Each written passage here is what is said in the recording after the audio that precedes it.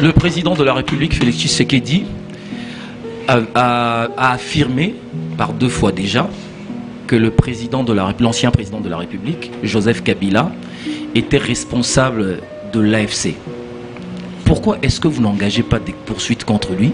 Et pourquoi est-ce que vous ne saisissez pas ces biens autant que vous l'avez fait avec Corneille Nangaa et tous les autres, Moukoumadi et Franck Diongo? J'ai donné des injonctions nécessaires pour que, effectivement, ces genres d'état de choses ne se reproduisent pas. Mais il revient également à la population de comprendre que lorsque l'on va commencer à casser, que l'on ne crie pas au non-droit. Parce que c'est aussi ça le problème. Lorsque l'on va commencer, par exemple, à casser l'église Shekinah, parce que c'est cette église qui a construit sur, effectivement, la rivière Ndjili. Oui, vous serez et ça a bouché, maintenant l'eau ne respire plus, ne coule pas. Vous serez le premier à crier, à sortir dans la rue pour vilipender le chef de l'État, vilipender les autorités. Je n'ai pas interrogé au chef de l'État pourquoi est-ce que vous avez accordé une mesure de grâce, notamment sur la mutation des peines à tel ou tel condamné à mort. Donc on réserve cette question pour le chef de l'État. C'est un pouvoir discrétionnaire. On l'aura. C'est un pouvoir discrétionnaire. On aura à lui poser cette question. La Constitution et la pour nous éclairer sur ces genres de choses. La Constitution ne dicte pas des conditions pour le chef de l'État d'accorder la grâce. C'est son pouvoir discrétion. Il peut se réveiller un bon matin aujourd'hui et dire je gracie tel prisonnier politique. C'est aussi ça la Constitution. Critères. Il n'y a pas de critères. Il n'y a pas de critères. Bon. Ce n'est qu'au bout de compte que nous allons effectivement établir la responsabilité pénale claire de M. Joseph Kabila. Nul n'est au-dessus de la loi. Les enquêtes sérieuses sont en cours. Pas que sur la personne de l'ancien président de la République, mais sur même tous les responsables soupçonnés d'être déconnivence avec le Rwanda, et qui seraient aujourd'hui proches du président honoraire Joseph Kabila. Vous avez vu les premières interpellations. En fait, c'était le fait de l'injonction du ministre de la Justice. Monsieur le ministre, vous avez un flair incroyable, hein, parce qu'il vous arrive de sentir l'odeur du détournement, et vous avez fait... Faites pas la provocation. Non, ça lui arrive, tout le monde l'a constaté. Vous avez fait de la lutte contre les détournements votre cheval de bataille. Mais monsieur le ministre, 9 mois après, citez-nous un seul nom d'un détourneur des deniers publics que vous avez pu mettre derrière les barreaux, ou c'était tout simplement un effet d'annonce. C'est quoi alors le rôle de Pérou? Je pense qu'il n'a pas tenté de te recruter toi également. Ah, parce qu'il recrute des gens? Je dis j'ai des preuves. Vous répondez aux questions. Donc, vous êtes dans des supputations, vous êtes dans des imputations dommageables, vous risquez de tomber dans tout ce que vous décriez. Hein? Madame, vous parlez au ministre de la Justice. Ah oui, aussi, c'est ça. Il est présumé innocent. Et nous parlons d'une émission sérieuse. Voilà la raison pourquoi je ne suis pas venu pour m'amuser. Perrault est présumé innocent, parce que quand vous faites ces allusions-là, je ne sais pas où est-ce que vous en venez. Madame, d'abord c'est gênant pour vous, une patriote, de parler de quelqu'un dont les faits sont clairement établis qu'il coopère avec les Rwandais. Vous avez mis des millions, mais ça fait maintenant plus d'1 mois. Monsieur le ministre, où en sommes-nous? Visiblement, personne ne veut de vos millions, personne n'est preneur. Mais dites-moi un petit peu, est-ce que vous avez un problème personnel particulier avec les conseillers supérieurs de la magistrature, ou vous voulez régler des comptes avec eux? Qu'est-ce qui se passe? Vous avez une certaine appréhension particulière? Qu'est-ce qui se passe?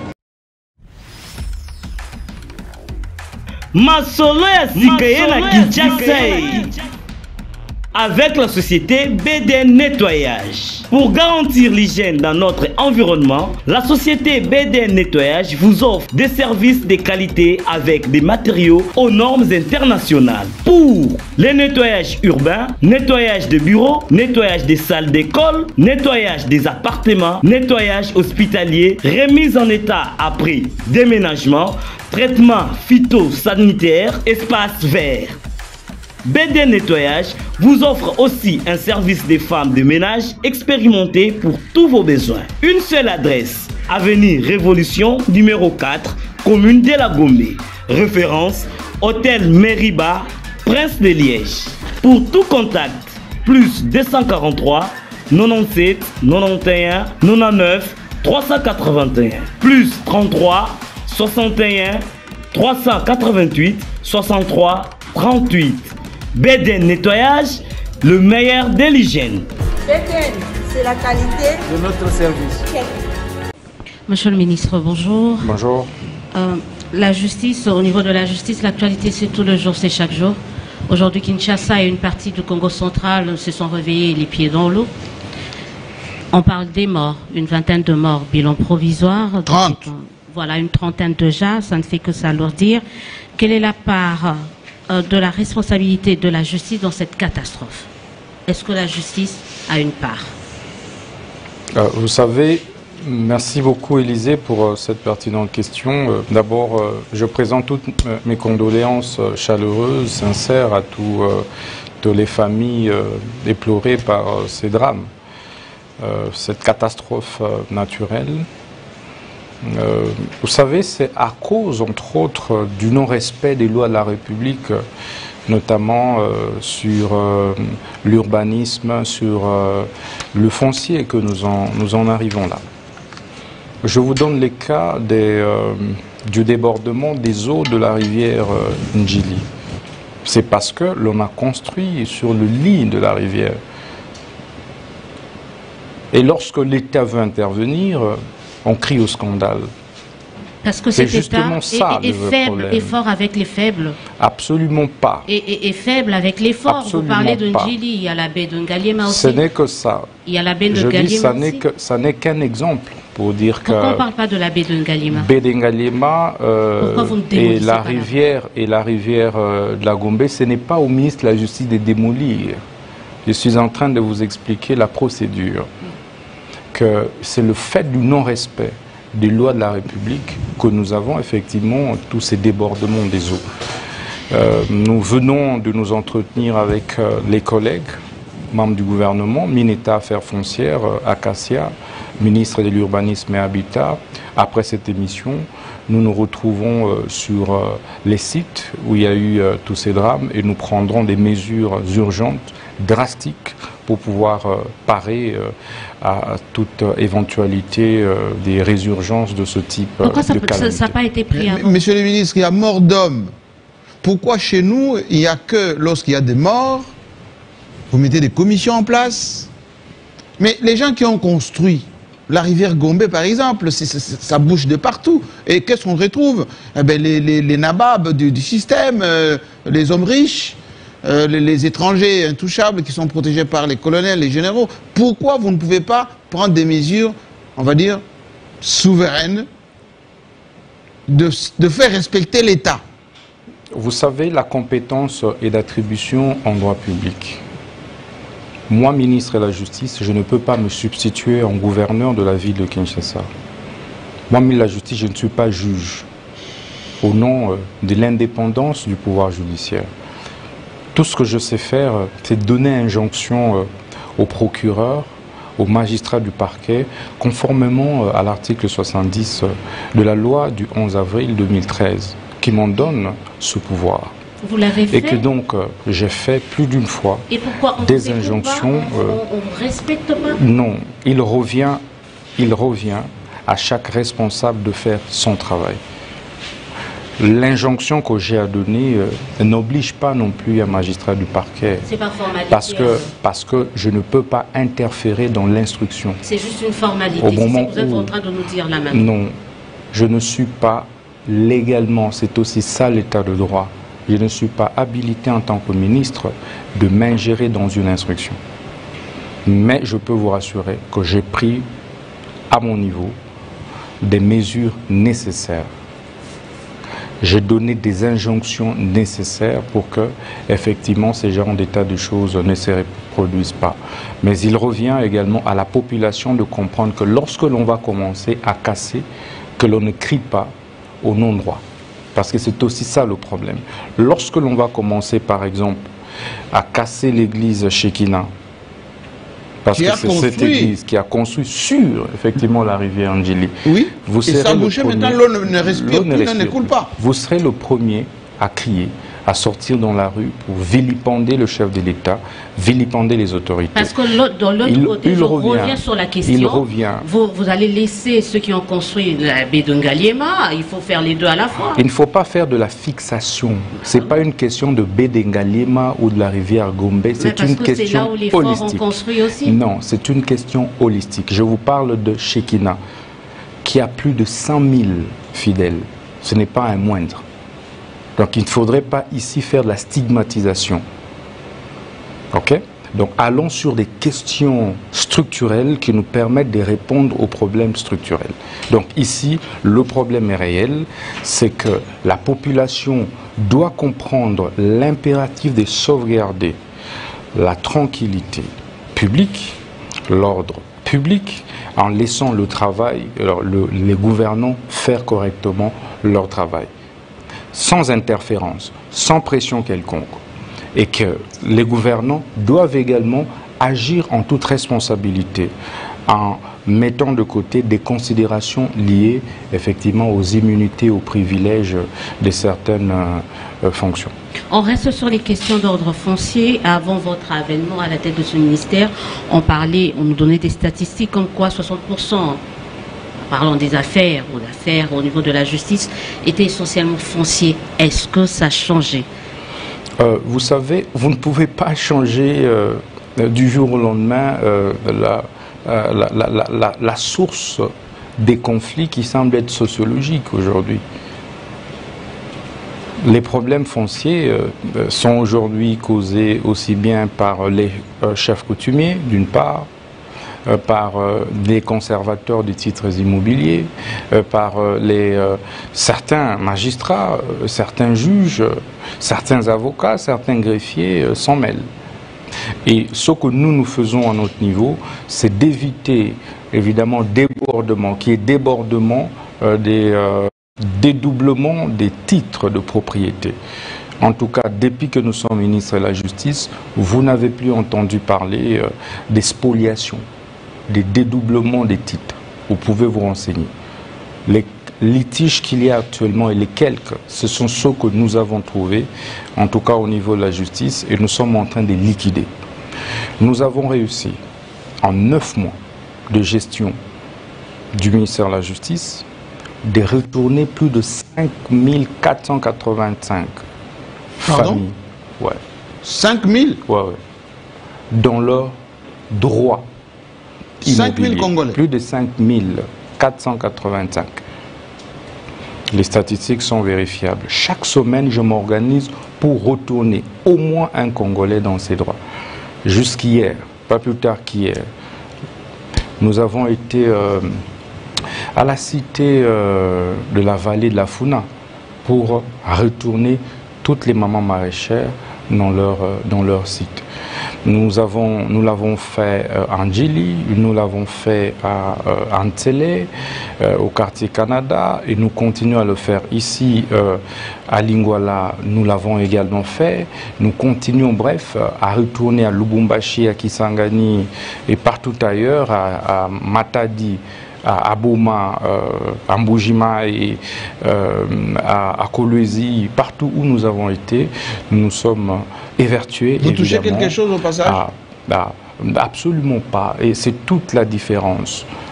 Un ministre est un serviteur. Un ministre ne devrait pas se livrer aux compromissions quelconques. Donc on peut dire qu'aujourd'hui sur le plan foncier, il y a une nette amélioration et de moins en moins de litiges fonciers au niveau de... En effet. En tout cas qui naissent pendant que nous sommes là. Il y a de moins en moins de litiges parce que nous avons réussi à démanteler les réseaux mafieux. En fait, tout ceci est créé par des réseaux mafieux qui s'organisent pour effectivement alimenter ces conflits immobiliers, mais aussi et surtout ravir des parcelles et des propriétés foncières à leurs Monsieur le ministre, avant que Élysée continue, parlons-en un tout petit peu de ces réseaux mafieux. Mais on dit qu'il y a le triangle. Ouais. Magistrats, avocats, et des commissionnaires ou des familles parfois véreuses qui proposent aux avocats des commissions, aux magistrats qui vont rendre la justice des commissions, et naturellement, il y a des Indiens, des Libanais qui sont dans cette boucle. Qu'est-ce que l'État congolais fait? Parce qu'il semble que même le patrimoine de l'État est spolié aujourd'hui avec la complicité des magistrats. En effet. En effet. Quel fait Constant Boutamba dans tout ça? Je veux vous rassurer que nous avons réussi, Jean-Marie, à démanteler plusieurs réseaux mafieux ici à Kinshasa et à l'intérieur. Et c'est ici les lieux de remercier les services d'intelligence, ça veut dire l'ANER, qui nous a beaucoup aussi accompagnés dans cet exercice. C'était des réseaux qui existaient, mais je peux vous rassurer, ça fait 9 mois, depuis que nous sommes là, vous n'allez vraiment plus voir ces réseaux opérer comme ce fut le cas avant. Ils le savent qu'une fois informés, ils sont tout de suite arrêtés et déférés devant les instances judiciaires. Nous avons fait condamner en procédure de flagrance, même des chefs coutumiers. Ils sont là en prison. Chefs coutumiers? En effet. Ils sont là en prison. Vous allez en Ndolo, vous allez à Makala, vous allez trouver des avocats qui ont été arrêtés pour ça. Vous avez des greffiers qui ont été arrêtés pour ça. Et c'est ici les lieux de rappeler qu'il y a même des magistrats qui sont arrêtés lorsqu'il s'avère qu'ils sont impliqués dans l'escroquerie de parcelles ou du bien foncier d'un particulier. Alors, on revient sur quelques questions d'actualité au niveau de l'appareil judiciaire, quelques décisions prises par la justice. 3 Américains condamnés pour tentative de coup d'État le 19 mai 2024 ont été graciés par le président Komeé. On se pose la question, pourquoi seulement ces 3 Américains sur le 39 qui étaient condamnés? Il n'y a pas que les 3 Américains, il y avait aussi le Belge. Ah oui, le Belge aussi. Voilà. Il n'y a pas que les 3. C'était 39 condamnés. Oui, mais il n'y a pas que les 3. Donc il y a le 4, les 35 vous en faites vous quoi? ajoutez aussi le Belge alors.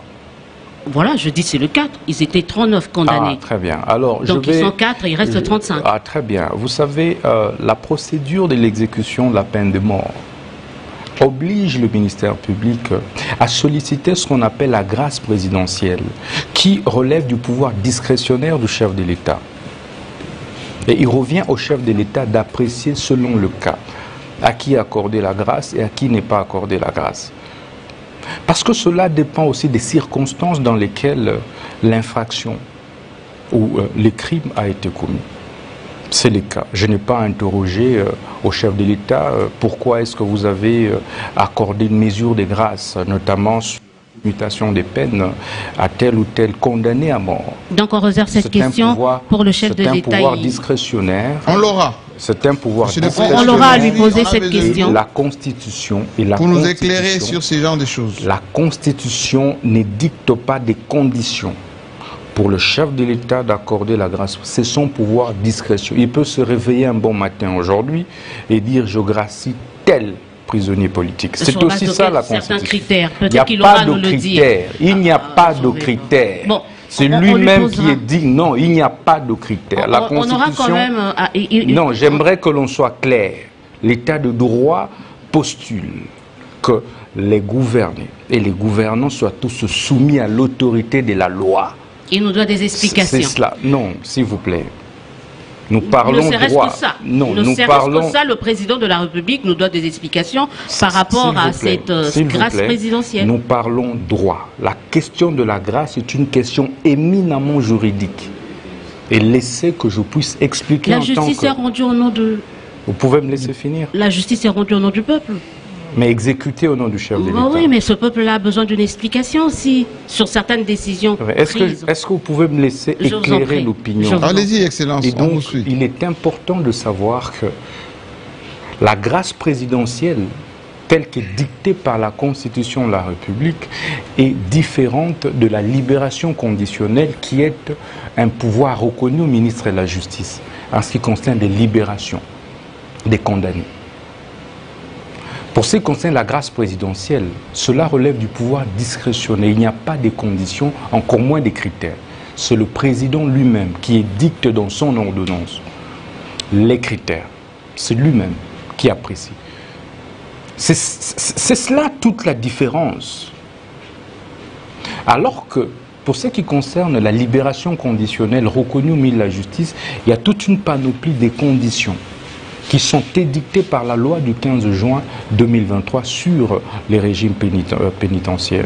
Et donc il est important de savoir que la grâce qui est accordée par le président, en réalité, relève de son pouvoir discrétionnaire. Discrétionnaire, c'est qui n'exclut en rien le fait que nous, en tant que journalistes, nous devrons peut-être poser la question au chef de l'État. Hein? On revient sur une autre décision prise par vous, que certains ont considéré comme si vous mettiez une cible dans le dos de certains journalistes, Pero Luara, Irène Baingere. C'était ça la stratégie pour vous, de mettre une cible derrière ces deux personnes-là? Ah, les 4 millions. Ah, d'abord, je suis surpris d'apprendre que Pero Luara est toujours journaliste. Je pensais qu'il avait été exclu de la profession de journaliste ici. Que ce soit UNPC, je pense, qui a été et qui est toujours géré de main de maître par le DG Jean-Marie Kassamba ici à Kinshasa, et puis par mon papa Kamanda Mouzebe. Il est toujours journaliste. Les questions, c'est moi qui les pose. Ah, mais je suis surpris que vous puissiez le qualifier, vous, une grande journaliste. On commence par dire Pero Luara, vous êtes une grande journaliste. Vous êtes une grande journaliste d'investigation. Vous mettez une cible, que ce soit un journaliste ou pas. Non, je dis vous êtes une grande journaliste. Vous êtes donné comme mission. Vous êtes donné comme mission de mettre une cible dans le dos d'un journaliste ou pas, mais d'une personne lambda. De qui? La question, c'est moi qui pose. Je dis, quel est son statut? Vous avez ces prérogatives-là de mettre des cibles. Quel est le statut? Il est toujours journaliste. Peu importe. Ah, okay. C'est une personne avant d'être journaliste. Ah, ok, très bien. Là, je comprends. Alors, si vous dites qu'il n'est plus journaliste au regard de nos lois, là, je suis d'accord. Un ministre de la Justice, c'est le gardien des lois de la République. Et donc, j'aimerais que nous ayons la même appréhension des concepts, des mots et des termes, suivant notre législation. Je sais que Pero avait été radié de la profession de journaliste. On n'attaque pas la personne de Pero. La justice s'attaque aux terroristes de l'AFC M23 qui en fait sont des supplétifs de l'armée rwandaise qui sèment mort et désolation dans la partie du pays. Je vous informe qu'à Goma, dans la prison de Munzenze, le groupe des Pero Luara il n'est pas sur le terrain, a calciné plus de 1500 prisonniers. Que je sache, il n'y a pas eu un procès contre Luara. Des femmes ont été... Est-ce qu'il y a eu un procès contre Luara? Vous m'avez posé la question. D'accord. Poursuivez. Vous parlez de... Je vous en prie. Merci. Il y a plus de 1500 prisonniers qui ont été calcinés. Il y a un grand artiste local qui a été abattu froidement par les complices de M. Pero Luara. Je vous informe que M.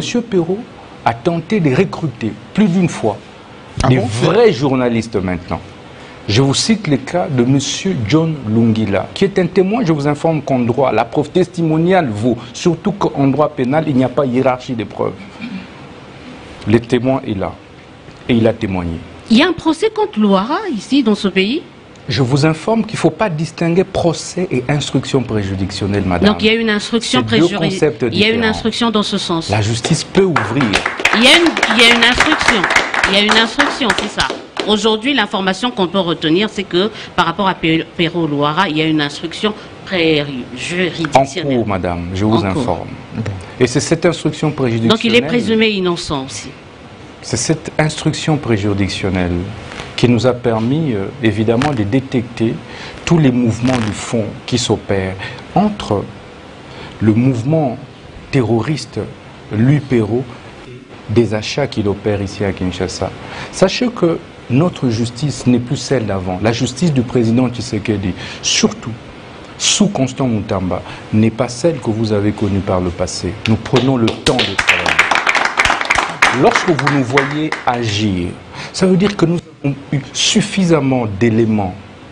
Parce que je vous informe que le ministre de la Justice a ce qu'on appelle le pouvoir d'injonction positive sur le magistrat du parquet. Et donc ce n'est pas de l'acharnement, mais c'est plutôt de la traque contre tous ces criminels qui ont accepté de faire allégeance à l'ennemi pour partitionner notre République.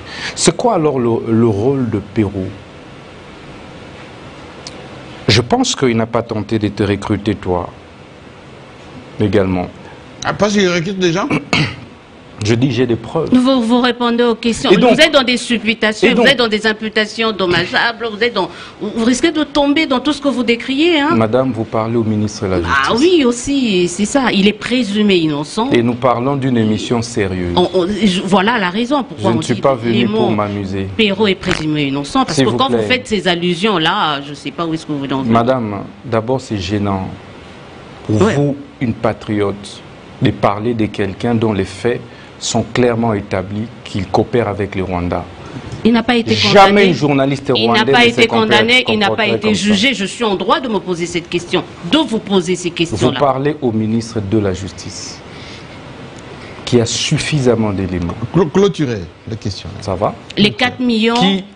Qui donne même indication de nom.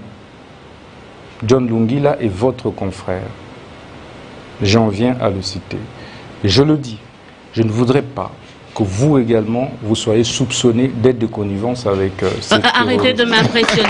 Arrêtez de m'intimider, ça ne marche pas avec moi, monsieur le ministre. Parce que nous les intimidations, ça ne marche pas avec moi, monsieur le ministre. Les 4 millions, la tête de Perrault mis à prix pour 4 millions, Merveille Bengele pour 4 millions, c'était une décision prise par le Conseil de ministres ou prise par Moutamba lui-même. Madame, le Conseil de ministres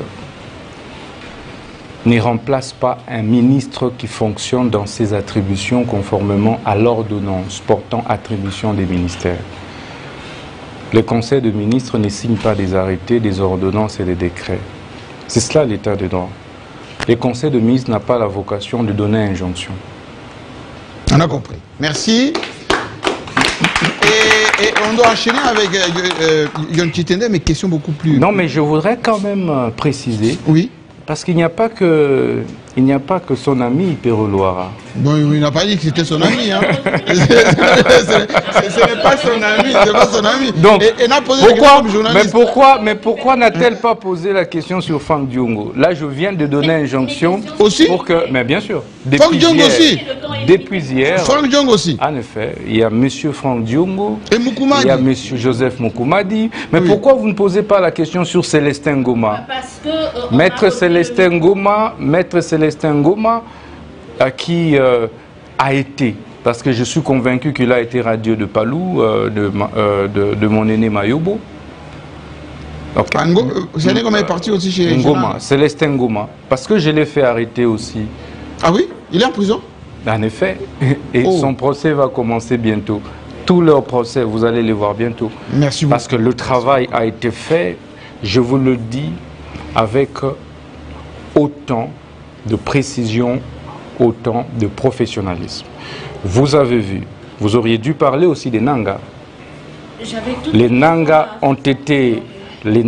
également ont été condamnés à mort, leurs biens ont été confisqués. Nanga Corneille ou Nanga toute la famille? Corneille. Je parle de Corneille ainsi que de certains membres de sa famille qui étaient impliqués. Bon, le fait d'avoir... Pas tous les membres de famille, parce que le père de Corneille Nanga est en liberté aujourd'hui dans les autorités. Mais son frère s'est réfugié à Dubaï.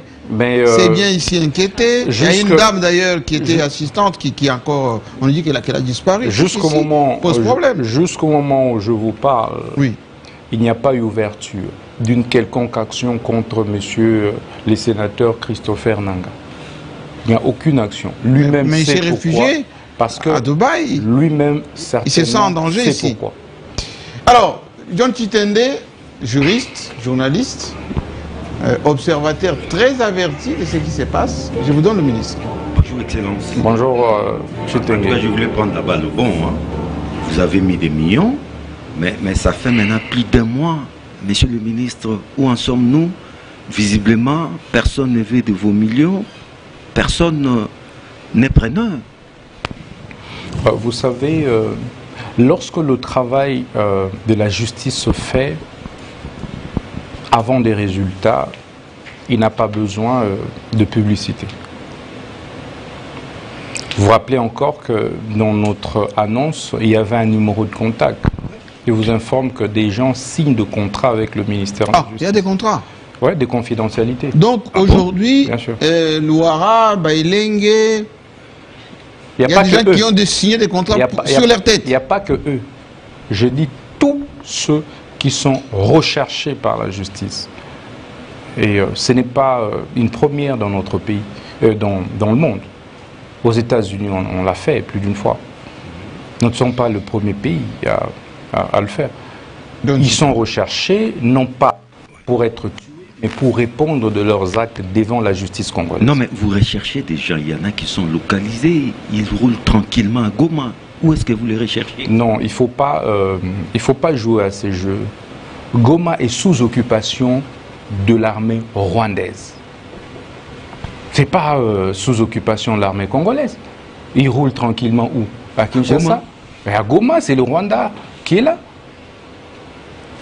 C'est l'armée rwandaise que vous avez vu entrer par la frontière congolaise et qui occupe Goma.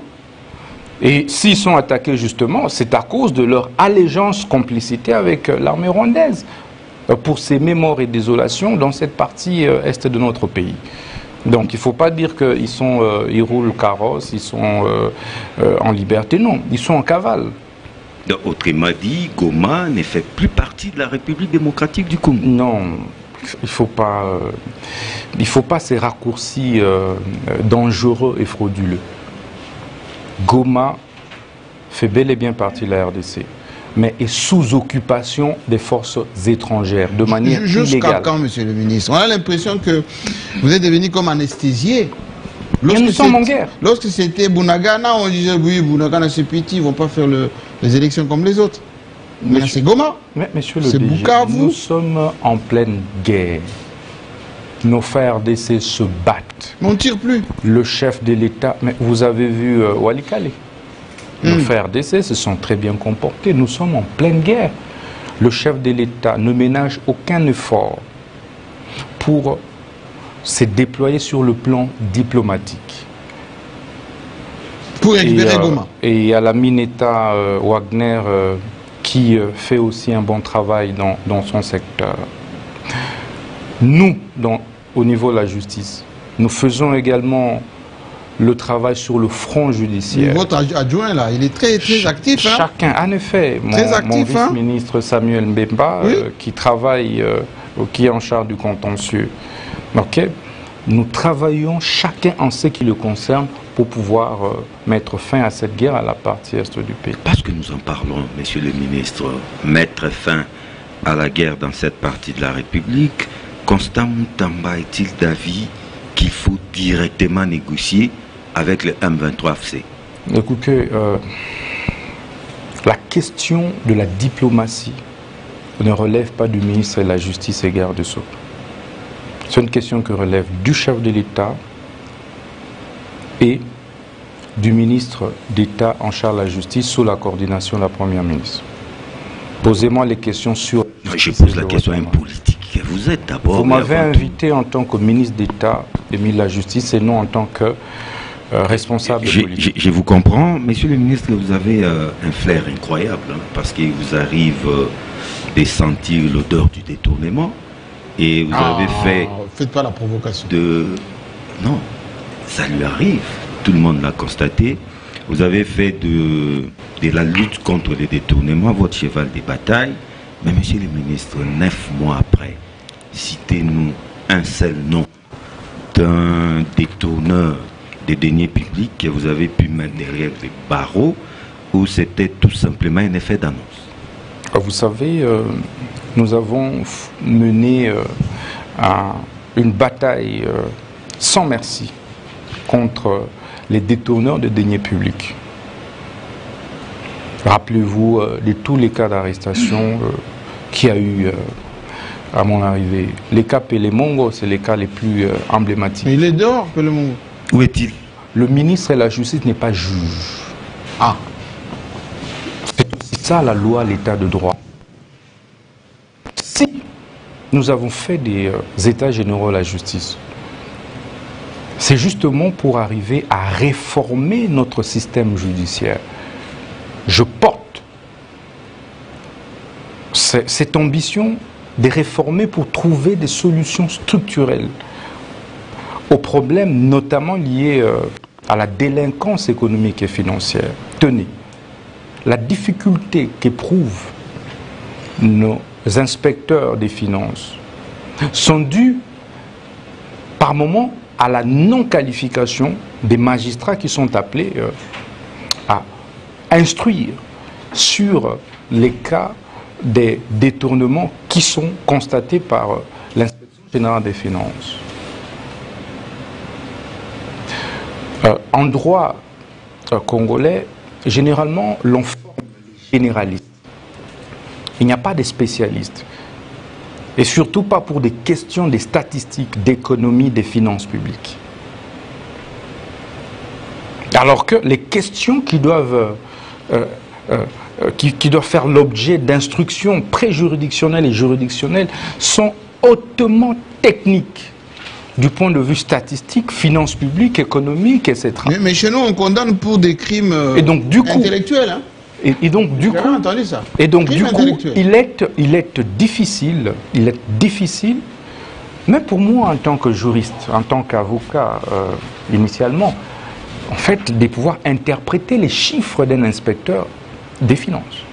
C'est pourquoi le chef de l'État nous a enjoint, et cela a été validé par les États généraux de la justice, de mettre en place le parquet financier. Le projet de loi avait déjà été élaboré, présenté au Conseil des ministres. Ça tarde énormément. On bloque ça? Non, on ne bloque pas. C'est une question de procédure. Dans les jours qui viennent, nous serons devant les honorables députés, les honorables sénateurs pour pouvoir présenter cette grande réforme de notre système judiciaire qui va désormais intégrer un tribunal pénal économique et financier auquel sera rattaché un parquet financier qui seront en charge évidemment de réprimer la délinquance économique et financière et seront sur le même pied d'égalité que les inspecteurs de finances, en tout cas du point de vue compétence et technicité. Quelle est finalement la réforme que Constant Muntamba voudrait bien laisser de son passage à la justice? La réforme des réformes. Très bien. La réforme sans laquelle vous n'allez pas vous estimer que vous avez fait un passage à vide à ces ministères. Vous savez, en 9 mois, nous avons apporté des réformes d'ordre normatif et des réformes d'ordre organique. C'est une première, en 9 mois. D'ordre normatif. Nous avons fait passer plus ou moins 9 textes réglementaires qui apportent des réformes substantielles dans notre système judiciaire. Le premier, le décret sur l'insaisissabilité des biens des entreprises publiques. Services publics, établissements, c'est très effectif. Là, je ne parle pas des projets. Hein. Donc, on touche mais plus. Nous parlons des réformes déjà apportées. C'est depuis le 21 août 2024. Aussitôt mais nous avons fait passer cette réforme. Aujourd'hui, les cas des saisies des comptes des entreprises publiques, en tout cas, a sensiblement été réduit. Sauf, évidemment, des brebis galeuses qui peuvent encore dans le... Qui font condamner les entreprises du portefeuille. Oui. La condamnation, effectivement, est différente de la saisie. Ici, je parle de la saisie. Et nous sommes l'un des premiers pays de l'espace OHADA à adopter cette réforme majeure. Vous pouvez vous renseigner. Ça, c'est sous Constant Muntamba. Nous avons fait passer l'arrêté interministériel qui a inséré ce qu'on appelle en droit comparé la caution judiciaire, mais en notre droit, la consignation des frais, qui passe désormais du montant au pourcentage. Aujourd'hui, vous ne pouvez plus postuler à des frais contre quelqu'un, contre une entreprise, sans payer l'équivalent d'un pourcentage quelconque du montant postulé. C'est réel. Et ceci a permis aux entreprises publiques de respirer. Vous pouvez aller au niveau des banques et les juristes des banques vont vous le dire, il n'y a plus toutes ces tracasseries qu'il y avait avant avec les huissiers de justice qui saisissaient à temps et à contre-temps les comptes des entreprises publiques, des services et établissements publics. Évidemment, il reste encore des petits cas litigieux que nous avons trouvés et sur lesquels nous nous penchons. Nous avons fait passer les décrets sur la gestion informatisée, numérisée, des dossiers ou procédures judiciaires devant les tribunaux de commerce. Ça ne s'est jamais fait. Désormais, tout sera dématérialisé au niveau des tribunaux de commerce, mais aussi au niveau des chambres commerciales, des cours d'appel. C'est une phase pilote. Mais dans le secteur de la justice, monsieur le ministre, comment vous voyez une question là-dessus?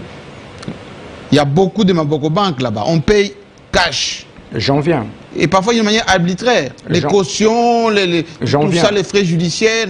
J'en viens. Je finis avec les réformes, parce que c'est essentiel que notre peuple sache en 9 mois les réformes substantielles que le ministre d'État, ministre de la Justice, garde Sceaux, Constant Moutamba, a porté, impulsé.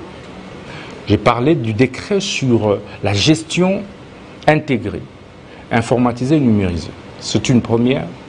Et vous allez trouver ces décrets au niveau du journal officiel. Nous avons fait passer le décret sur les ressorts et sièges des cours administratifs d'appel. Jusqu'aujourd'hui, ça n'a pas existé. On a un ordre des juridictions administratives, mais en réalité qui n'a qu'une seule juridiction, c'est le Conseil d'État. D'où tous les conflits qu'il y a eu. Maintenant, nous allons les installer sur base du décret que nous avons fait passer. Nous avons fait passer le décret sur 4 décrets sur les régimes pénitentiaires. Le premier, c'est celui qui crée et organise la direction générale des administrations pénitentiaires. Ce décret vient unifier, je dis bien unifier, les 2 administrations pénitentiaires qui existaient avant, militaires et civiles.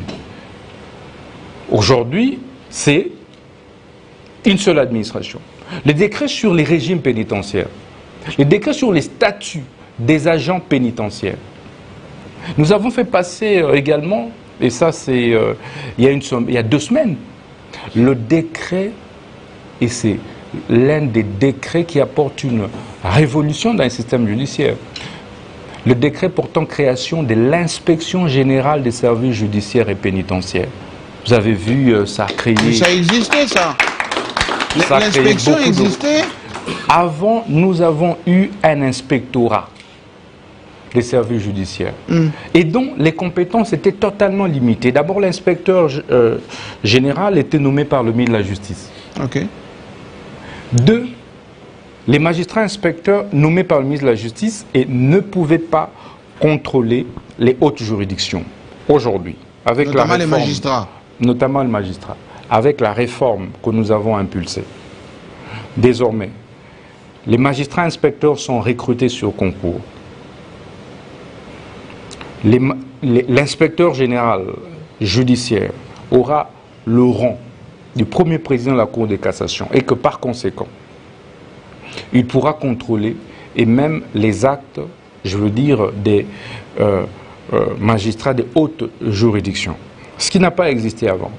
Les inspecteurs généraux, donc général et ses adjoints, seront désormais nommés par le chef de l'État. Il y a autant d'autres avancées que nous avons apportées à ce niveau. Au niveau maintenant des textes et des lois, je suis dans le cadre normatif. Au niveau des textes et des lois, savez-vous que nous avons fait passer, nous avons déjà une panoplie de plus ou moins 10 projets de loi, déjà alignés, je veux dire. Alignés. Et je dis alignés.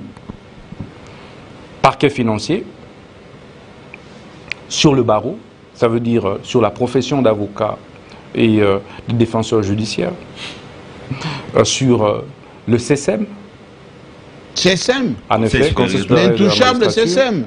Sur la Cour constitutionnelle, sur le code judiciaire militaire, sur le code pénal, sur le statut de magistrat, sur les modalités d'application de l'état des sièges et bien d'autres. Bref, au moment où je vous parle, la matrice des projets de textes, de lois qui attendent d'être examinés, que nous allons devoir défendre à l'Assemblée nationale et au Sénat, sont là. C'est plus de 8. Je veux dire en 9 mois. Et comment ont-ils été élaborés? C'est des commissions et des commissions qui ont été mises en place.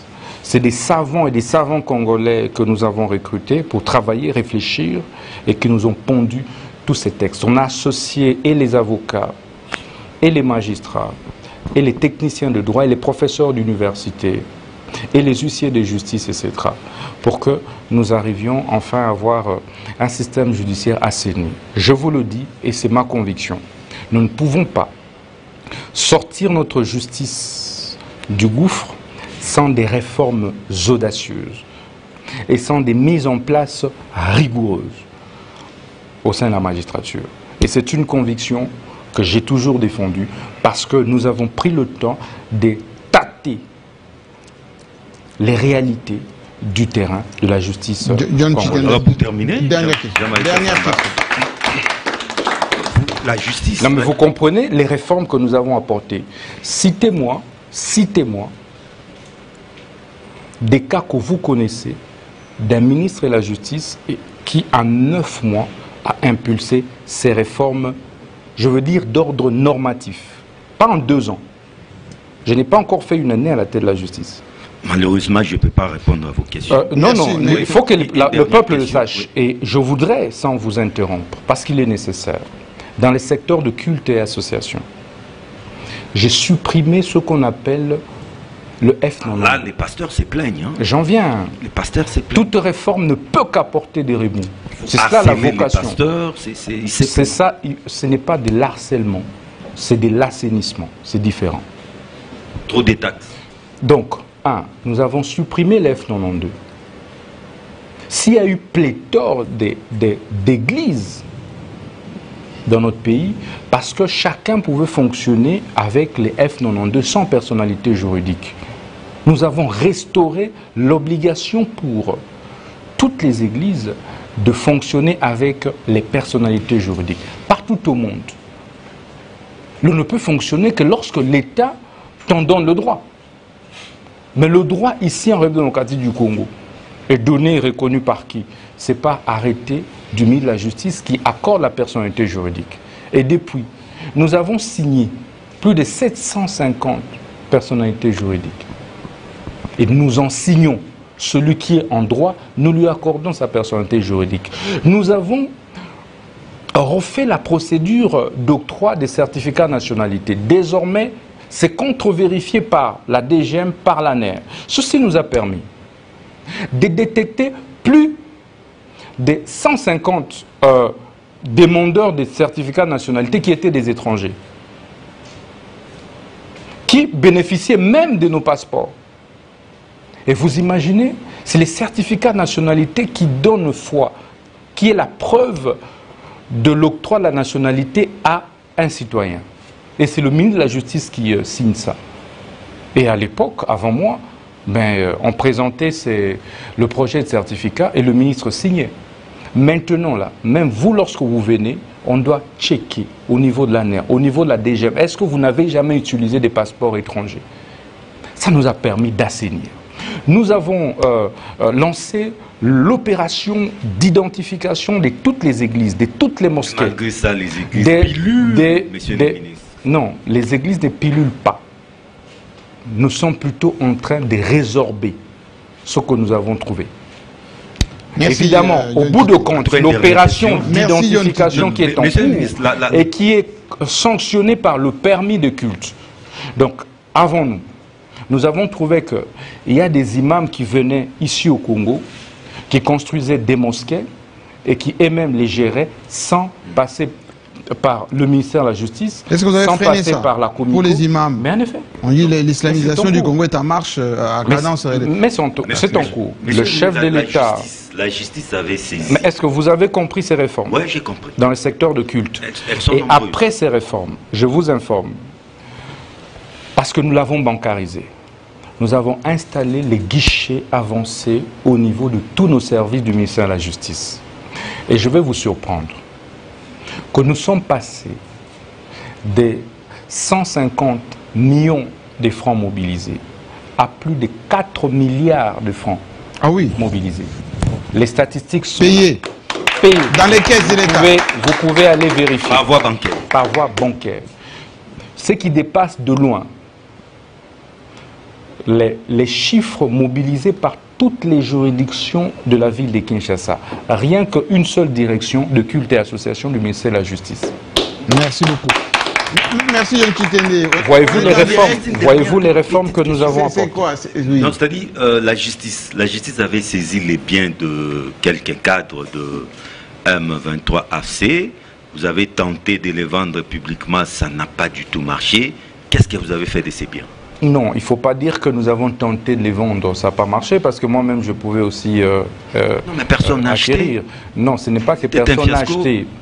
Nous avons décidé de pouvoir y loger les services de l'État, tout simplement. L'État s'en a accaparé. Donc, déjà opérationnel? Puisqu'il y avait une décision de justice de confiscation, je vous informe. Merci. Qui est différente de la saisie immobilière. Merci beaucoup. Okay. Florine Zantoto, l'État on va terminer tout à l'heure avec Tubin Koufoua. Moi, j'avais une question, monsieur le ministre, par rapport aux pasteurs. Pourquoi vous laissez des églises qui n'ont pas des chapelles, qui ne déclarent pas les mabonzas, et en même temps, dont les membres, quelquefois, se plaignent d'escroquerie? Pourquoi vous les laissez fonctionner? Vous savez... trop de bruit, tapage et tout ça, mais vous les laissez quand même. DG Jean-Marie, le travail que nous faisons maintenant, c'est d'abord d'identifier tous les pasteurs, tous les ministres des cultes, évêques, apôtres, prophètes, etc., qui opèrent en République démocratique du Congo. Ça fait 2 semaines que nous avons lancé cette opération. Mais ils vont prier pour vous, hein? Nous identifions également toutes les églises, toutes les confessions religieuses qu'il y a. Le travail a commencé et cela est sanctionné par la délivrance du permis d'exercice des cultes. Au bout de compte, et nous responsabilisons les confessions religieuses. Désormais, personne n'obtient de personnalité juridique pour une église s'il se fait, 1, identifier par le ministère de la Justice, 2, par la confession religieuse, se faire parrainer par sa confession religieuse. Ça devient sérieux là. Il faut appartenir des églises à 12 membres, non, ça disparaît ça. Nous leur avons accordé 3 mois. C'est comme ça que vous voyez déjà des remous. Il y a déjà maintenant un contrôle drastique du ministère de la Justice pour qu'au bout de 3 mois, celui qui ne se fera pas identifier. Aujourd'hui, nous ne savons pas combien d'églises il y a. Je n'ai trouvé aucune statistique sur ma table. Ok. Combien d'églises il y a en République démocratique du Congo? Combien de pasteurs il y a? On a combien de prophètes? On a combien d'évêques? On a combien d'archevêques au pays? On a combien de mosquées? On a combien d'imams? Donc, au bout de 3 mois, nous serons capables de dire que Floride Zantoto est un imam. Monsieur le ministre, j'aimerais revenir une petite parenthèse par rapport à vos prouesses financières issues de la bancarisation, mais j'ai rencontré un avocat qui a dit que vous n'avez pas bancarisé. Vous avez tout simplement multiplié des guichets. La bancarisation existait avant Constant Moutamba. Ben écoutez, c'est un jeu de mots. Je ne voudrais pas entrer dans les jeux de mots. C'est vrai. C'est pas une polémique. C'est pas une polémique, mais vous n'avez pas bancarisé, c'est ça? Non, nous avons évidemment sur bas des textes qui existent. Déjà, le processus de bancarisation avait été lancé... bien avant vous? Bien avant, non, pas le ministère. Au ministère de la Justice, je suis le premier à faire ça. À bancariser? Bien sûr. Il y a des gens qui payaient par la banque avant vous? Je dis la bancarisation des services qui relèvent du ministère de la Justice, c'est le ministre de la Justice qui vient l'opérationnaliser. Merci. Pour preuve, avant moi, les statistiques pour 2023, vous pouvez aller vérifier au niveau de la DGRAD. 2023, avant mon arrivée à tête du ministère, le service de culte et association avait mobilisé pour toute l'année et toute la République. C'était plus ou moins 150 millions de francs congolais pour toute l'année. Avec mon arrivée et le système de bancarisation installé, j'en suis à plus de 4 milliards de francs congolais. 4 milliards. Vous pouvez aller vérifier. Les statistiques sont là. Je dis, c'est de loin plus que les statistiques et chiffres qui ont été mobilisés par toutes les juridictions ici à Kinshasa. Monsieur le ministre, le président de la République, Félix Tshisekedi, a affirmé par 2 fois déjà que l'ancien président de la République, Joseph Kabila, était responsable de l'AFC. Pourquoi est-ce que vous n'engagez pas des poursuites contre lui? Et pourquoi est-ce que vous ne saisissez pas ces biens autant que vous l'avez fait avec Corneille Nangaa et tous les autres, Moukoumadi et Franck Diongo? Lorsque je vous dis que l'instruction préjuridictionnelle est une instruction inquisitoriale, ça veut dire secrète. Ce n'est qu'au bout de compte que nous allons effectivement établir la responsabilité pénale claire de M. Joseph Kabila. Nul n'est au-dessus de la loi. Les enquêtes sérieuses sont en cours. Pas que sur la personne de l'ancien président de la République, mais sur même tous les responsables soupçonnés d'être de connivence avec le Rwanda, qui serait aujourd'hui proche du président honoraire Joseph Kabila. Vous avez vu les premières interpellations. En fait, c'était le fait de l'injonction du ministre de la Justice. Avec Moukoumadi et Franck Diongo, ça n'a pas traîné. Si, ça a traîné. Qui vous dit que ça n'a pas traîné? Vous avez plutôt vu les résultats de l'aboutissement des enquêtes. Lorsque ça le sera pour les autres, vous le saurez. Mais sachez qu'un travail de fond se fait. Mais croyez-moi, les aventures d'autres temps ne vont plus se répéter. Monsieur le ministre, l'article 168 de la Constitution stipule que les arrêts de la Cour constitutionnelle ne sont susceptibles d'aucun recours et sont immédiatement exécutoires. Alors, cette Cour a produit son premier arrêt, RP 001, dans l'affaire Boukangalonzo, et a déclaré être incompétente de pouvoir juger un ancien Premier ministre. Et puis après, cette même Cour est revenue sur le même problème en évoquant ce qu'on appelle un revirement jurisprudentiel. Quelle est votre lecture en tant que ministre par rapport à ce dossier? Vous savez, il ne me revient pas en tant que ministre de la Justice de commencer à commenter les arrêts des hautes juridictions de notre République.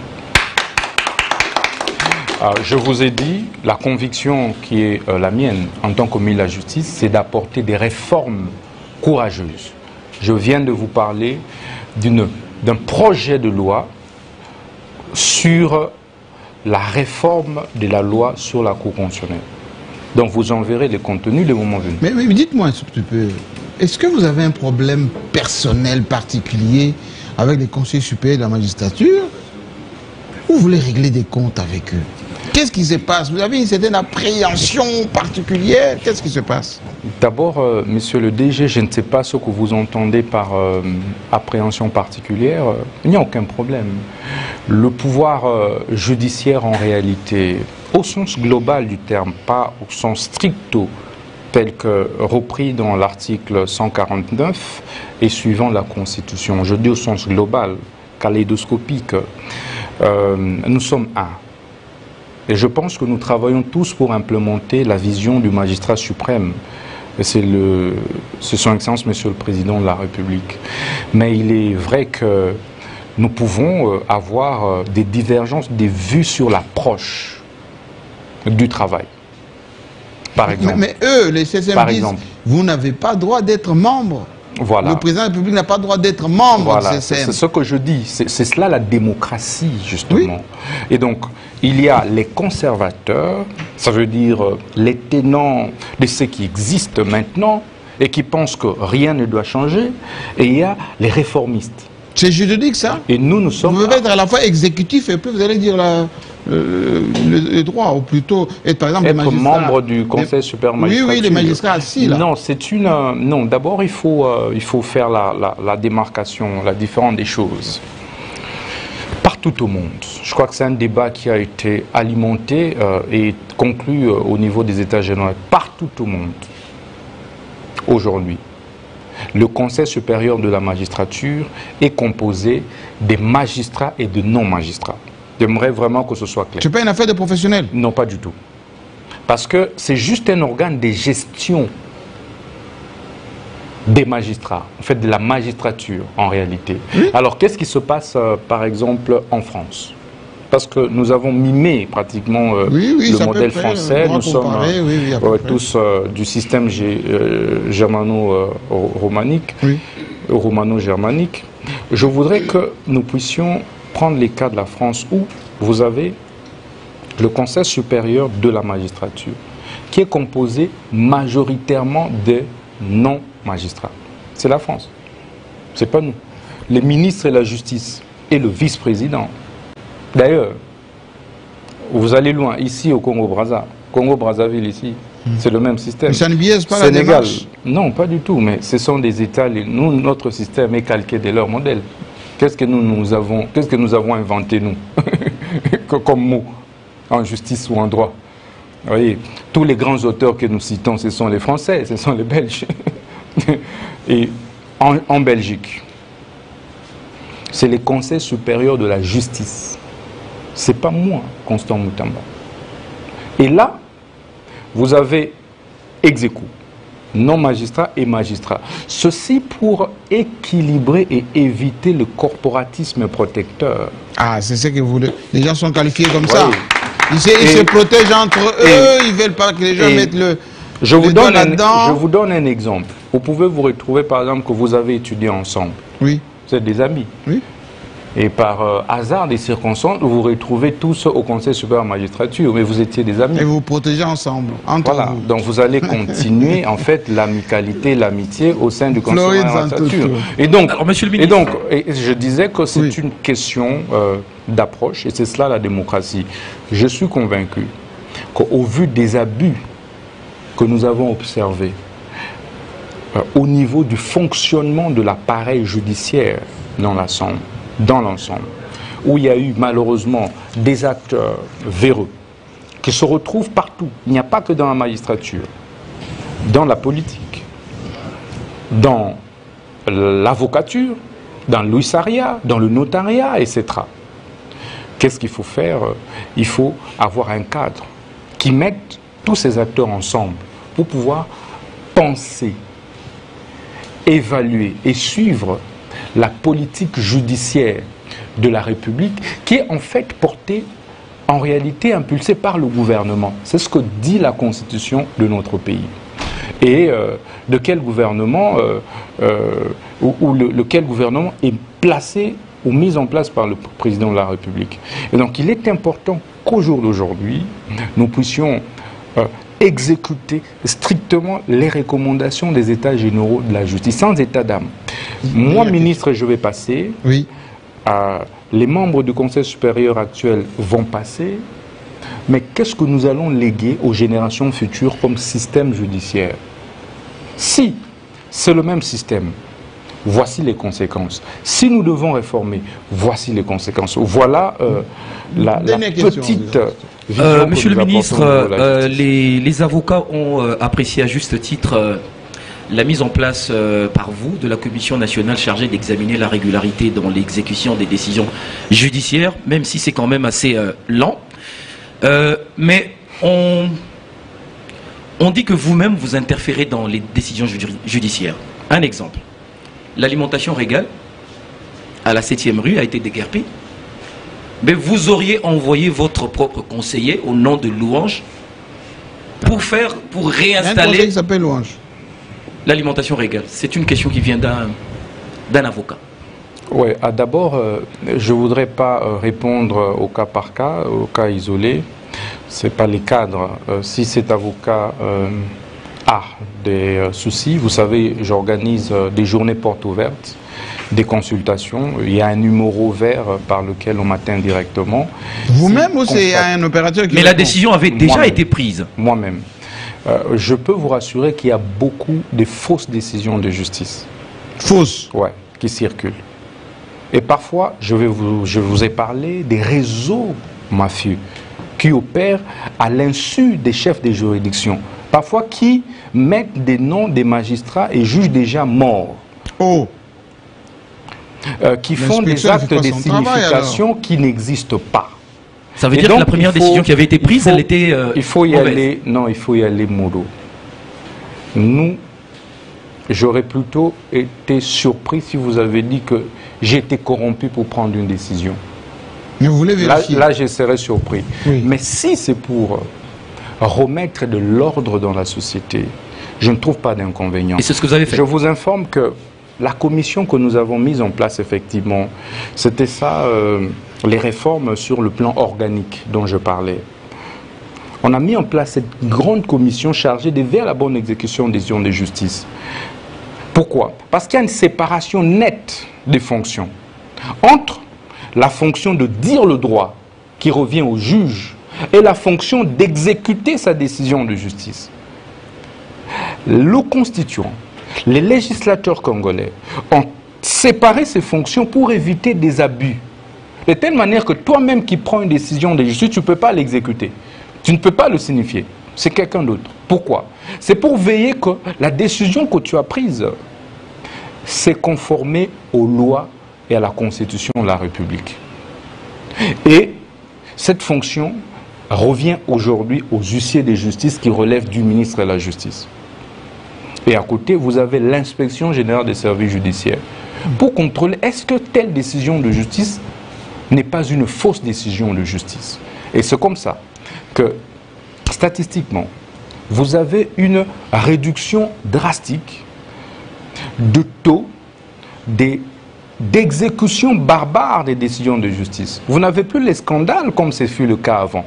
Parce que tout passe par cette commission que nous avons réussi à installer dans certaines provinces et l'ambition c'est de pouvoir l'étendre. C'est des commissions mixtes. Vous avez dedans les magistrats inspecteurs, vous avez les huissiers de justice, vous avez effectivement les représentants du ministère de la Justice. Et jusqu'ici, en tout cas, 90% des dossiers qui ont été traités, qui sont passés par cette commission, ont été rigoureusement traités à la satisfaction de notre population. C'est pourquoi vous-même, vous l'avez admis, qu'il n'y a plus trop de tensions sociales dues aux exécutions des décisions de justice. Avant notre arrivée au ministère de la Justice, chaque jour, vous aviez au moins un scandale sur les réseaux sociaux. Oui, oui.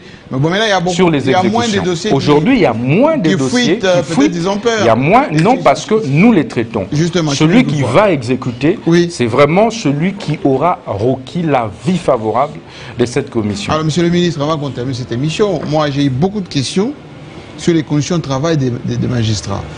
Les tribunaux qui siègent toujours sous les arbres. Vous allez dans des juridictions où les magistrats ne sont pas payés, il n'y a pas de courant. Qu'est-ce que ça a changé? Est-ce que votre palais est terminé d'abord? Parce que quand on passe devant, on est impressionné. Monsieur Jean-Marie, il faut l'avouer, que depuis que... On dit même que vous avez fermé les prisons. Depuis que nous sommes là, M. Jean-Marie, nous nous sommes attelés à travailler pour l'amélioration des conditions carcérales au niveau de nos prisons. Deux, pour améliorer également les conditions de travail. Des magistrats des magistrats, y compris du personnel des tribunaux et tout ça. Du personnel de la justice. Oui, personnel de la justice. Les huissiers. Parce que je rappelle que les infrastructures judiciaires relèvent du gouvernement de la République à travers le ministre de la Justice, conformément à l'ordonnance loi sur les attributions des ministères. Le palais de justice rénové sera inauguré. On y travaille ce lundi sera inauguré. Ah, ce lundi? Ce lundi, par son essence, Monsieur le Président de la République. Ok. Tout est fini. Nous avons mobilisé des jeunes Congolais qui ont travaillé aux côtés de l'entrepreneur turc Mulvest. Et ensemble, ils ont fait un travail. Même à l'intérieur, hein, même pas que ce soit juste le plaquage des choses. Tout a été refait. Y compris les meubles. Télé 50 sera là. Je serai là. Vous verrez la rénovation qui a été apportée. J'ai recruté plus de 100 jeunes gens qui faisaient les nettoyages des véhicules, etc. Autour du palais, qui sont désormais aujourd'hui payés. Ah, qui feront ce travail. Vous voyez, qui font du nettoyage, qui ont embelli, qui ont fait un beau jardin devant le palais. Et nous avons chassé tous les marchés de fortune qu'il y avait. Ah oui, d'accord. Il y avait beaucoup de malais autour. Aujourd'hui, le palais de justice ne ressemble plus à celui que vous avez connu avant. Le cachot qu'il y avait devant a été fermé. Et nous construisons un nouveau cachot, évidemment, derrière le palais. De sorte que devant le perron... Beaucoup plus confortable, amigo de triste mémoire. En effet. Et aujourd'hui, le palais de justice devient un lieu plutôt de visite touristique. Pour ceux qui viennent de l'étranger, vous n'avez rien envié à un palais de justice de Paris. Et il faut le dire que c'est le travail que nous avons drastiquement abattu aux côtés de son Excellence, Monsieur le Président. Mais pourquoi? Mais parce que, Monsieur Christian, nous avons refusé les rétrocommissions. Ah oui. Et ça, il faut le dire. Lorsque nous avons pris nos fonctions, nous avons donné un deadline à l'entrepreneur. Je me rappelle... vous avez convoqué dans votre bureau, là? En effet. Il y avait des frais de gestion qui devaient revenir au ministre de la Justice. Moi, j'y ai renoncé. J'y ai renoncé. 5% des travaux, c'est vérifiable. Et j'ai demandé à l'entrepreneur de mettre ça dans les travaux pour finaliser, notamment les jardins que vous voyez, notamment certains mobiliers qui ont été placés dans le bureau. Ça, c'est le ministre de la Justice. Je voudrais également parler des prisons. Allez-y à Makala aujourd'hui, Monsieur Jean-Marie. Ça a changé depuis l'incendie? Monsieur Jean-Marie, à notre avènement à la tête du ministère de la Justice, nous enregistrions chaque jour un minimum de 5 à 6 décès à Makala. Ah bon? Ouais, vous pouvez vous renseigner. 6 décès par jour? Par jour. Parce qu'il y avait près de 17 000 détenus pour une capacité d'accueil de 1500. Nous nous sommes mobilisés. Et en plus de la tentative d'évasion qu'il y avait le 1er septembre 2024, ayant occasionné, évidemment, 3000 morts, 3000 morts. Je vous rassure, Monsieur Jean-Marie, que nous avons tout refait. Ah oui, les cellules, tout ça, nous avons construit un nouveau centre médical au sein de la prison de Makala. Aujourd'hui? Aujourd'hui. Aujourd'hui, les prisonniers à Makala vous mangent minimum 2 fois par jour. C'est-à-dire qu'il y a des prisonniers qui préfèrent plutôt rester en prison à Makala plutôt qu'être en liberté. On est suivi à Makala. On est suivi à Makala. Ils vont m'en dire quelque chose. J'ai lancé sur instruction du magistrat suprême le programme des désengorgements des prisons. Ça va continuer? Jamais un ministre de la Justice n'a autant assaini les prisons que le ministre d'État Constant Moutamba.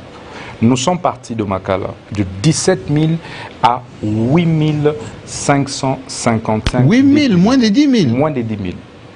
Parce qu'à l'arrivée du président de la République, Makala avait plutôt 4 à 5 000 prisonniers. Il y a eu explosion d'emprisonnement. Et nous en sommes souvent arrivés...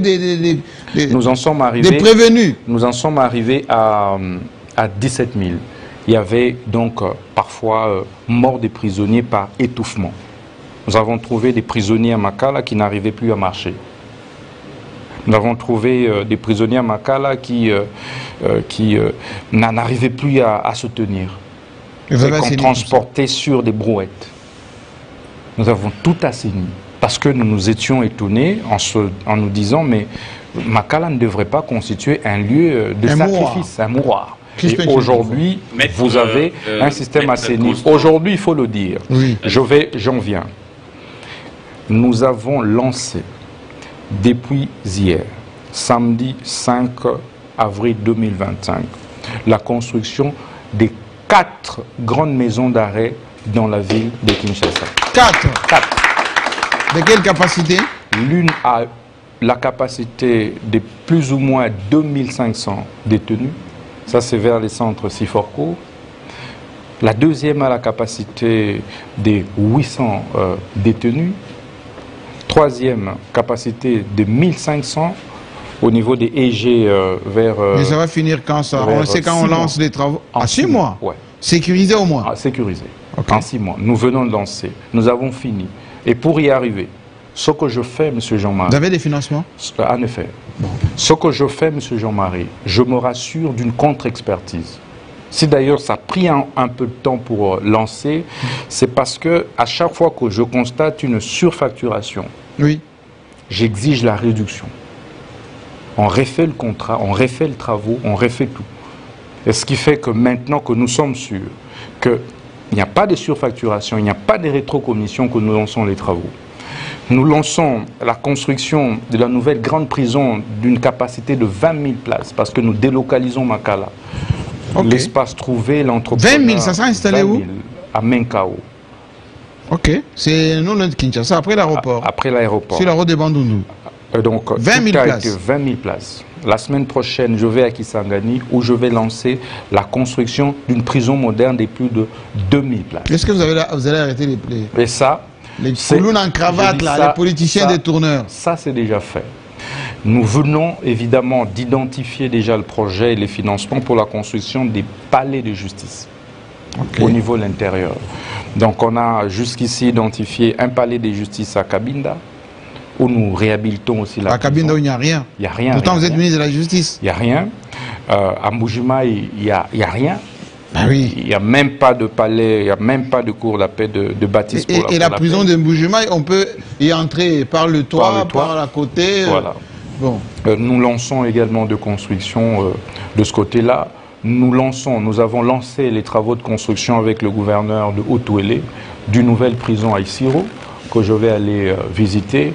N'oubliez pas qu'à Saké, on avait déjà lancé la construction d'une nouvelle grande prison à Saké parce que nous voulons délocaliser celle de Mounzenzé. Malheureusement, les terroristes du M23 et l'armée rwandaise s'en sont accaparés. Bref, pour vous dire les efforts que nous avons fournis à l'espace de 9 mois. Donc l'ambition pour nous, c'est qu'au bout de compte, nous avons identifié et nous lançons les travaux pour Chikankasa à Bouma. C'est une prison de haute sécurité. Vous avez été là-bas, on a vu une prison en pleine brousse. C'est là que nous allons d'ailleurs envoyer les grands détourneurs des deniers publics. Merci beaucoup. On a terminé l'émission. Deux petites questions avec vous. Moutamba. Vous l'appelez maître? Oui. C'est un juriste, un avocat. Non, non. Quand le ministre ne peut plus être avocat. Comme ministre... C'est incompatible. Comme ministre de Justice. Ouais. Ma première question, est-ce que toutes les décisions que vous prenez, est-ce que vous vous référez à la loi ou vous dites, je le prends pour laver mon image et créer beaucoup plus d'ancrage? Parce que là, j'ai vu les documents tout à l'heure, vous avez obtenu 36 000 voix, peut-être que prochainement, ça peut atteindre 3 millions de voix. Ah ben, vous savez, mon cher frère, je ne travaille pas pour des ambitions politiques à venir. Je sers le président de la République et le peuple congolais. Parce que l'avenir, il n'y a que Dieu qui le sait. Surtout pour les questions d'ambition présidentielle. Le président Tshisekedi, comme il est là, c'est Dieu. Par contre, je suis convaincu qu'un ministre, c'est tout d'abord un serviteur. Qui doit se disponibiliser pour les citoyens. 2.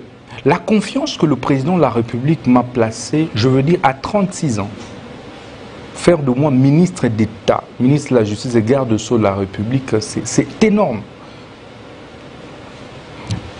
La meilleure façon pour moi de lui dire merci, c'est d'être loyal dans le travail. Loyal, oui, mais... Et donc, du coup, sur le plan de la légalité des actes, je vous dis que je suis le gardien par excellence. Je vais prendre un cas de la préservation. Pour aller vite, sur base de rumeurs des réseaux sociaux, vous avez instruit les officiers de la police judiciaire afin d'enquêter sur le procureur près la Cour de cassation en fonction. Est-ce faisable sur le plan du droit? Et aujourd'hui, quelle est la suite de ce dossier, monsieur le ministre? D'abord, je n'ai jamais instruit un procureur pour faire une enquête sur le PG Cassation. Ça, c'est d'une part. D'autre part, je vous informe que la clameur publique peut effectivement constituer un élément déclencheur des poursuites. Ah, clameur publique. Judiciaire, en effet. Sur le bien et tout ça. Ça, c'est sur la base de l'ordonnance loi de février 1978 sur la répression des infractions dites flagrantes. Donc, le ministre de la Justice, sur la base de l'article 70 de la loi du 11 avril 2013, peut donner injonction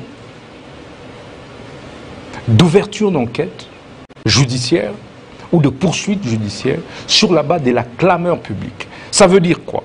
Au moment où nous sommes sur ce plateau, mais s'il y a clameur publique contre vous, je peux instruire en tant que ministre de la Justice pour qu'on vous poursuive. Bon, autre question, oui, pour terminer. Oui. Je me suis réjoui ici du fait que 5000 citoyens congolais, n'est-ce pas, ont récupéré leurs maisons, qui ont été spoliées. Il y a d'autres victimes qui cherchent à vous voir, vous fermez des portes, on se demande si vous avez des mains liées. L'une des victimes, c'est d'ailleurs un élu qui fait des tours des plateaux, et elle est venue chez nous ici, elle est venue vous voir. Le cas du gouverneur Kassanji. Voilà. Pourquoi vous ne voulez pas recevoir l'ancien gouverneur, actuel sénateur, Alphonse Kassanji dans vos bureaux? Alors vous savez, il ne faut pas personnaliser le débat. La justice est incolore, inodore et insipide. Le cas, puisque vous voulez de la singularité, le cas de mon aîné, l'honorable Ngoï Kassanji, est en cours de traitement. En cours de traitement? En effet. La commission chargée de veiller à la bonne exécution des décisions de justice s'y penche. Et les jours qui viennent, le rapport me sera transmis et nous prendrons des dispositions nécessaires quant à ce. Si la parcelle qu'il se dispute avec mon aîné Mokia lui appartient, eh bien, il va recouvrer ses droits. Merci. La justice n'a pas de, pas de couleur. Alors, très bien. 30 secondes. Qu'est-ce qui vous répond à ceux qui pensent que dans votre politique de désengorger les prisons, notamment celle de Makala, vous avez libéré beaucoup de Koulouna aujourd'hui qui sèment terreur et désolation à Kinshasa? D'abord, est-ce que le phénomène Koulouna a commencé avec les libérations que j'ai accordées à Makala? Merci beaucoup. Oui. Monsieur le DG. Allez-y. Mais qu'en dites-vous de la politique, de la lutte contre les banditismes urbains que nous avons menée de main des maîtres, appréciée par tous les pays de l'Afrique de l'Ouest? La traque des Koulouna, dans le cadre de l'opération Ndobo, qui est menée de main des maîtres par le VPM intérieur Jacquemin Chabani, et puis Zéro Koulouna, qui est menée par nous-mêmes dans le cadre de l'organisation des procès en flagrance et transfèrement de ces Koulouna dans les prisons de haute sécurité. Nous avons restauré l'exécution, annoncé la restauration de l'exécution de la peine de mort contre tous ceux qui se livrent à ce type de pratiques. Mais c'est vous-même qui êtes monté encore au créneau à travers certaines ONG des droits de l'homme pour commencer à crier les noms de Moutamba. Moutamba, etc., ONG des droits de l'homme, etc., et tout et tout. Mais pourquoi vous ne parlez pas de l'efficacité de cette opération menée par le ministre de l'Intérieur et de la Justice aujourd'hui? N'est-ce pas que le taux de criminalité urbaine des Koulouna a sensiblement diminué dans la ville de Kinshasa? Merci. N'est-ce pas? Monsieur il y a même, j'ai même vu une dame à travers les réseaux sociaux qui voulait s'offrir à moi comme deuxième femme. Mais justement, mettez-vous debout. Mettez-vous debout parce que l'émission est terminée. Parce que quand vous parlez de deuxième femme, est-ce que vous êtes marié, vous avez des enfants? Et puis politiquement, le conseiller spécial du président est en train de consulter en ce moment. Vous ne faites pas tous ici en vue de ces gouvernements d'union nationale qui se profilent à l'horizon, parce que le président a dit je veux des hommes intègres avec un certain profil. C'est pas calculé tout ça? Vous savez, monsieur Jean-Marie, je suis un serviteur. ce pays a tant souffert de sa classe politique, mercantile, qui saute sur toutes les occasions pour se positionner et repositionner. Je pense avoir accompli un devoir. Lequel? C'est celui qui m'a été assigné par son Excellence, Monsieur le Président de la République. Tenter de redonner confiance en la justice congolaise. Et aujourd'hui, je pense humblement qu'une bonne partie de notre peuple est d'accord avec nous que cette confiance se restaure petit à petit. Est-ce que vous êtes contre la justice, la justice est sortie de son état de maladie chronique, en tout cas vers la convalescence, parce que nous lui avons administré une thérapie de choc. Est-ce que vous êtes contre les vieux? Parce que très souvent vous dites, mais ces gens-là qui font la politique, ils ont quel âge aujourd'hui? Nous voulons fabriquer la justice de demain. Vous êtes contre les vieux? Vous avez moins de 40 ans, oui, certes, vous avez la chance d'être déjà ministre. Mais il y en a qui deviennent ministres à 60 ans. Qu'est-ce que vous allez faire d'eux? Pas contre les vieux, oui, mais je suis contre des nouvelles idées, des nouveaux projets. Je suis pour la rupture. La rupture dans la gouvernance politique. Parce que je pense que, vous savez, ce qui a retardé l'élan, l'essor du pays, c'est par moments le mimétisme des mêmes projets, des mêmes concepts, des mêmes appréhensions de gouverner la chose publique. Tenez, lorsque j'innove en apportant le style de communiquer au niveau du ministère de la Justice, c'est tout le monde qui crie au scandale au début. Violation de la loi. Mais lorsque j'explique que non, au vu de l'ère du numérique et sur la base du devoir de redevabilité qui pèse sur les gouvernants, un ministre en réalité devait faire savoir ce qu'il fait. Qu'est-ce que vous faites? Si vous ne le faites pas savoir, ben les autres diront ce que vous ne faites pas. Et c'est très dangereux. Et heureusement, quelques mois plus tard, j'ai vu que presque tout le monde commence à faire comme vous, à communiquer. C'est ce que nous voulons apporter comme dose nouvelle dans la gouvernance. Je vais vous laisser... Oui. Il faut au maximum nous débarrasser des tares de gestion du passé. Et pour y arriver, il faut impulser une nouvelle dynamique de gestion. Tenez, lorsque vous regardez sur les réseaux sociaux, je n'ai rien contre les autres. La guerre qui est menée à l'est du pays par le chef de l'État, les FARDC, etc. Les ministres qui sont au devant de la scène, en prenant tous les risques possibles, c'est qui? Ils ont quelle tranche d'âge? Jeunes. Ils sont jeunes. On a compris. Faites le constat. On a compris. Donc, la jeunesse est une ressource importante pour la relance d'un pays. Alors, je vais vous laisser retrouver vos collègues là. Je voudrais même chuter que oui. Il est important aujourd'hui de s'appuyer sur la jeunesse. La jeunesse peut beaucoup donner. Vous savez, le chef de l'État, Tshisekedi, était le seul qui croyait en moi. Aujourd'hui, beaucoup de gens... Le jour où il m'a nommé, je suis convaincu qu'il est le seul qui voyait ce qui allait se passer après. Beaucoup de gens avaient des doutes. Et je reste vraiment convaincu que beaucoup de gens avaient des doutes. Beaucoup de gens hésitaient. Mais est-ce qu'il sera à la hauteur? Mais est-ce que ce ministère de la Justice ne va pas l'avaler? Mais 9 mois après, quel constat vous faites? Est-ce le ministre qui a avalé le ministère ou c'est le ministère qui a avalé? Merci beaucoup. Je vais vous laisser saluer vos collaborateurs qui vous ont accompagné. Moi, je vais vous suivre de très près. Merci. Parce que dans les jours à venir, et moi, on verra effectivement ce que ça va donner. Parce que Constant Moutamba, comme j'ai dit, homme pressé.